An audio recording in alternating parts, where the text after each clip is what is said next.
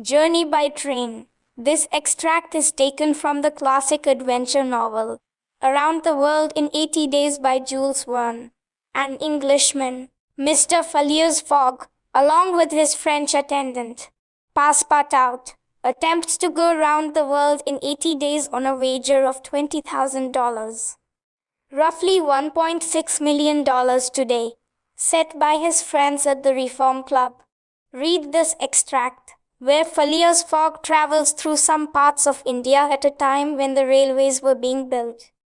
In the country, some places are spelt differently as the book was written over a century ago. The train had started punctually. Among the passengers were a number of officers, government officials and merchants. Passepartout rode in the same carriage with Mr. Fogg, and a third passenger occupied a seat opposite to them. This was Sir Francis Cromarty, one of the friends Mr. Fogg made on the ship Mongolia that brought him to Bombay. An hour after leaving Bombay, the train had passed the bridges in the island of Salchet and had got into the open country. During the night, the train left the mountains behind and passed Nasik, and the next day proceeded over the flat, well-cultivated country of the Khandesh, with its straggling villages, above which rose the towers of temples. This fertile territory is watered by many small rivers and clear streams, mostly tributaries of the Godavari.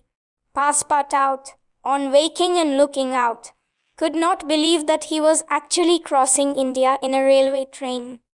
The locomotive, guided by an English engineer and fed with coal, threw out its smoke upon cotton, coffee, nutmeg, clove, and pepper plantations, while the steam curled in spirals around groups of palm trees, in the midst of which were seen attractive bungalows, viharas, sort of abandoned monasteries, and marvelous temples decorated by the rich work of Indian architecture.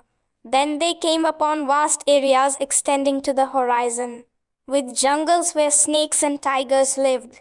These creatures fled at the noise of the train. Then they came to forests where elephants stood gazing with sad eyes at the train as it passed. At 12:30 the train stopped at Berhampur. The travelers made a hasty breakfast and started off for Ashiogur.